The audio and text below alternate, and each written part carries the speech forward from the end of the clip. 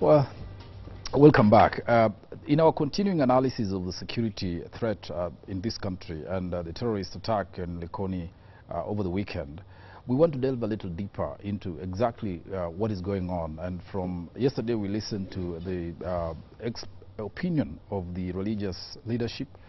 Today, we want to look at it from a different perspective, research, and the people who could be a little closer, if I may say, to the ground in terms of what is happening investigating this. And we're joined in the studio this morning by Brian Kahumbura from the International Crisis Group, which investigates and researches in the area of conflict and insecurity, and my friend Alamin Kimathi, who is a human rights advocate and campaigner and has been following up on the issues affecting the Muslim community and the terrorism generally. And of course, Mutegi Njau, Karibuni Waterman. We will start with Brian. Give us the bigger picture of this sort of insecurity, or the threat to security that we as a country are facing. Perhaps we don't appreciate the scope. How bad are things from where you sit? If I give you the full big picture, we might take too long. We might take off from here. Before, yeah, the show might now run into news. To the 1 o'clock news. Yeah. I think the problem is a very big problem. And my analysis is even what we're seeing now in Mombasa, whether you call it terrorist attacks, whether you call it insecurity, if it's criminal activity, is but an aspect of a deep-rooted problem that not only is happening in the coast, but I think across the country. And the way we're addressing it is in a very piecemeal, very reactional way. We're not actually going to the root causes that are causing these flare-ups. So, in brief, insecurity in this country is a very big problem. Yeah.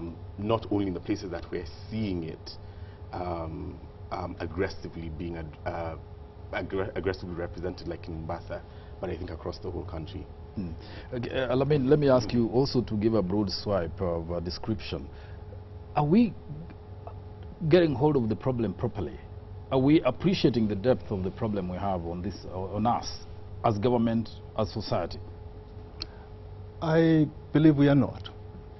The problem, as Brian says, is quite immense, but the way we address it, we are looking at it from, just touching at the very top. We're not going deep into the actual problem. And the way we frame out the narrative itself is contributing to even exacerbate the problem, in my view. We have even had a very clear divide about how we look at this issue, and we look at it in very narrow prisms, and we want to take sides either on their one side or the other side, whereas it requires a very comprehensive and deeper look. The problem is a problem that is cross-cutting, but yet in some areas you'll find, in very many instances, we actually take I don't want the to even problem go to further. be a problem. That is very abstract. Yes. I want us to touch base right. on the ground. We even look at it as a problem of the Muslim community, caused by the Muslim community, and therefore we also try to say that to fix the problem, we have to fix the Muslim community, which is really a very superficial way of looking at this issue. Are you saying this problem goes beyond the Muslim community? Because attacks are being framed in the name of religion, so to speak. I mean, the attacks on the churches, and people who are seemingly professing Islamic faith, so to speak. I may be wrong. That is the problem. That's why people are framing it as a Muslim problem or coming through the Islamic religion. Is that not accurate? It is, in my view, inaccurate. Right. Because where the problem is where the issues are domiciled within the Muslim populations, then there it's a question of the Muslims and the wider society. But the issues are the issues that are cross-cutting. Like Brian says, they're the issues that you'll find, the resource issues, marginalization issues that you'll find across the country. Only that those who are addressing them elsewhere Yes. do not address them, say, I mean, let's go to Sabaoth. They don't address them in religious terms. They address them in a different way. The Sabaoth Defense Forces comes up, but does not frame itself in a religious whatever. Yes. When you go to, to Turkana and Pokot and wherever, where the insecurity problem is a real problem, they are looking at it in another prism. Yeah, but the coastline, where the issues are the same. Yes. The issues of marginalization, resource, it's a competition for resources, and resources that, in the views of so many, the locals, have been apportioned to outsiders. Yes. Including locals and internationalists. Okay, let me clarify this. Brad, let's come to you. I want it in black and white. Yes. What is the cause of insecurity? You've been on the I want to, as I answer that, add on to what Alamin has said. Excuse me. No one is born a terrorist. When you come out of your mother's womb, you're not a terrorist. When you come out of your mother's womb, you're not a Christian. When you come out of your mother's womb, you're not you're not a Muslim. That is something that you are brought up in to believe, a culture, a society that brings you up. That today, when we're looking at the attack in Likoni on Sunday, and we're looking at the perpetrators of that attack, we are labeling them Muslims, Islam's youth, but we're not looking at what are the issues that drove them to that point, to the point that they picked up those guns and they decided to attack a church and kill the people in the church. And what Alamin is saying is, because we're not addressing the issues that brought them to that point, we're seeing the same attacks in Turkana, we're seeing the same attacks in Tana River, same attacks in Northeastern, just based on no. What you're trying to do is to say that the causes of the security attacks in Tana River, in Turkana, even in Rongai, are the same as the Mombasa? Underlying issues are the same. Which are? Huge unemployment. We have a young adult population that have barely, if at all, finished secondary education and are jobless and are idle and have nothing to do. Right. We're in a country that doesn't have a Kenyan identity. We identify ourselves within our culture. So if we want to go even further, same problems that bring up post-election violence. We identify with our tribes, with our societies. We don't identify as a Kenyan society. So all you're doing is waiting for a very charismatic that does not explain why individual. somebody would take a gun and go to a church and shoot worshippers. All you do is wait for a very charismatic individual who preaches a message that you identify with. If I come to a group of people and say, I have been marginalized, this has been unfair, my whole life has been based on being excluded from society, but I'm a success story, I've taken up arms, I've made a decision to make a difference, and this is the path I've taken, you'll come and you'll follow me. We're not saying that they're not radical preachers. I'm certainly not saying that they're not radical preachers, that they're not individuals who are preaching a very extreme and violent message. What I'm saying is you don't seem to believe these two guys at all. Like the same thing with Mungiki? Absolutely. Absolutely. You change the faces, but it's the same thing. Exactly. It is a story of marginalization. It is breeding and the responses right. in terms and of violence. The solutions attacks. that are preferred for those problems now are framed in the context of, say, religion, in the case of the coast, and Mombasa, the Mombasa attacks that you're seeing. In the Mungiki issue, it's the same thing. I mean, the youth pushed to extremes by, the factors and pushes, push factors that Brian is talking about, but they seek solutions in organizing themselves around a sect, a cultist, whatever, if you may, to an extreme sect, if you may, but they're identifying issues, genuine, legitimate issues that are, the causes of what they stand for. I mean, let's go down to, let's narrow down to Mombasa. What is going on in Mombasa? It's a mix of so many issues. Yeah. At the bottom line, it is responses to the age-old, grievances are being addressed now in extreme.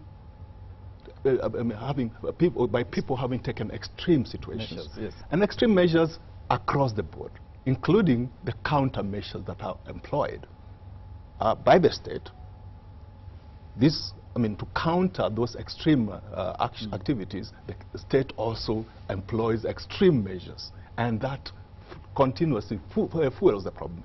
In a situation whereby the structure is replete with a lot of other contributing factors, like the drug menace in the coast, the unemployment that he's talking about, the lack of access to resources, and genuine, I mean, at the end of it, total hopelessness in this society. Now, when you prefer a religious answer to those kind of issues, and you say Islam has an answer to that, maybe true, but then you say the strategy is this, and the strategy becomes that extreme strategy.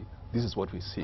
And then you identify your adversaries on the other side. And the adversaries are clothed, you know, they look at them in the sense of foreigners. Foreigners, and the symbols of, they also look at the symbols of that foreignhood. The church is an expression of a foreign, or the foreigners within the coast. The security apparatus is an expression of the foreign domination within the coast. The provincial administration of the yesterday, before the constitution was promulgated, was a symbol of that foreign domination. These are the oppressors in that kind of language, and therefore people rising up against that does not really, you know, does not defy some logical thinking. The government can the Islamic leaders control that? In a big extent. And are they doing it? Honestly, from where I stand, they are not doing it. Okay. They also, and this is what we are saying, addressing the problem, just scratching at the top, the surface, and they're not going to the deeper end of it, and being sucked into the politics of the day, which politics are part of the problem, being sucked into various other divides, which are part of the problem. These youths have been, in previous times, were organized around religion in the sense, and they would follow the same religious leaders who would prefer to them solutions, and they say, please, you know, character molding and what have you, and you know, and they would even identify some of the problems, I mean, and the problem people that they would say. They would talk of drug barons, for instance, and say the drug barons are causing a lot of problems to you. Then within no time, the thing morphs again, and you see the same leaders taking a back seat and not anymore addressing the issue of the drug menace. They've left the youth, who have already been charged, who will say, who've already identified the problem, and the youth will not recede. They won't retreat. So they say, we'll move without you. Okay? They move. So that leadership is lost somewhere.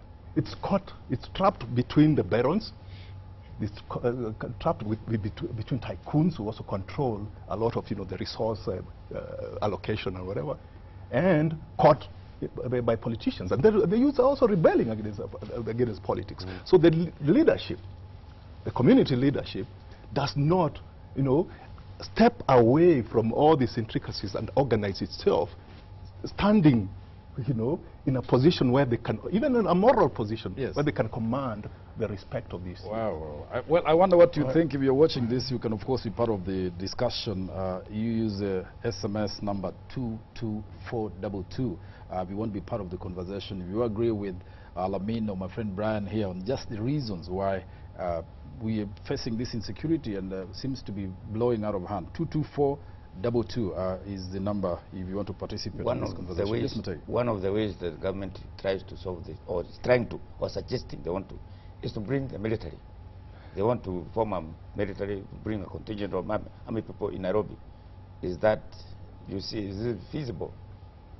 I won't answer as to whether or not it is feasible. They have the capacity to do it if they choose to do it. As to whether it will yield the gains that they want, it won't. And these are things, if you look at this country's history, we're repeating the same actions we've taken in previous situations that didn't end up in positive results, where you've sent in the military, and don't actually address the root cause of the problem. If you're not going to target and look for long-standing, long-term sustainable solutions, and as Alamin said, when you look at what the politicians say and in campaign periods, they address the long-term problems, but they don't follow through, so that their answers now are based on very short-term solutions, which are necessary. Don't get me wrong, I'm not saying that we don't need the protection. We do, but know that that protection is only momentary.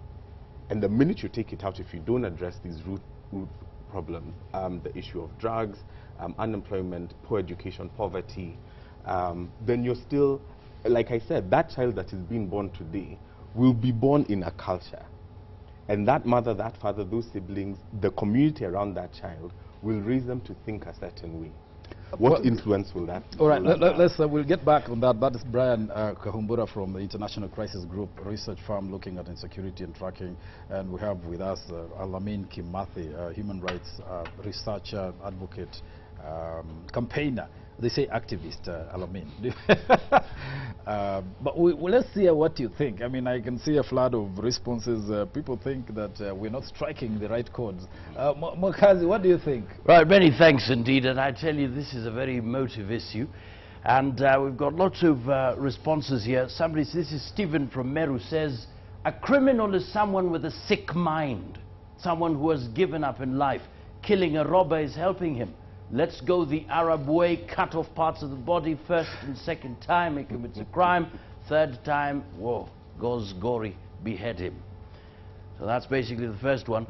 But then others here don't seem to agree with some of the comments coming in. Somebody says, those analysts are just academic. Why use an AK-47 that cost 40,000 shillings and claim unemployment? Another one says here, let me tell you, the two gentlemen are taking us round circles. Let's not blame unemployment, unfair distribution of resources as a source of terrorism. Let them address the issue of Muslim youth radicalization.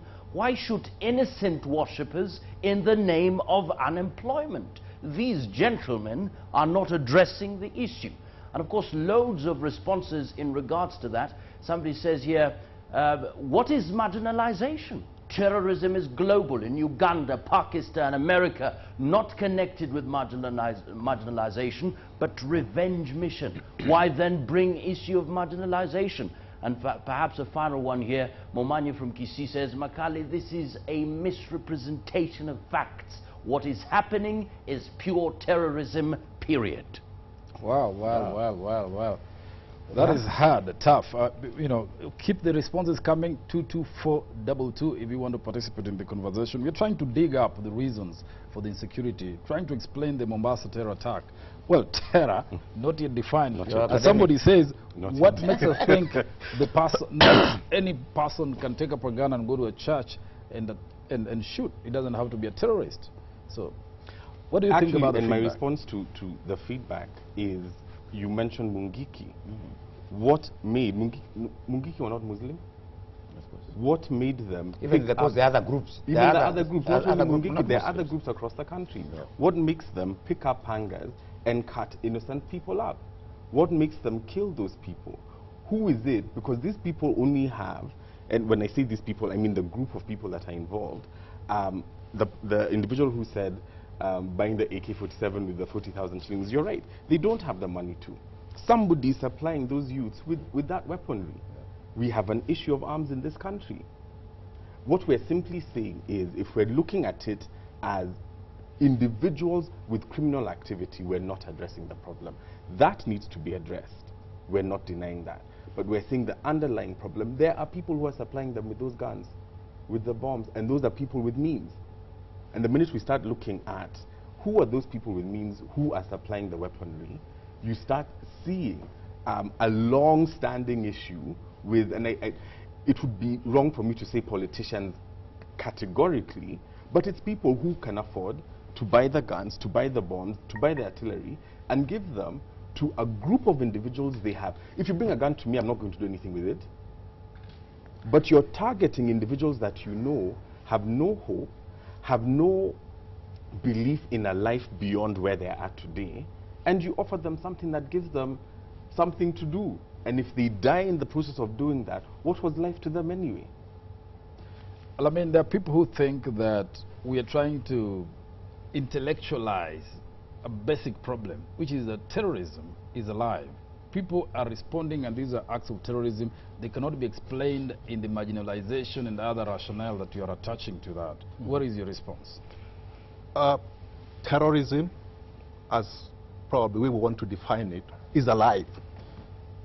No doubt about that. I mean, all these are manifestations of such, you know, I mean, the existence of, you know, some terror campaign of some kind.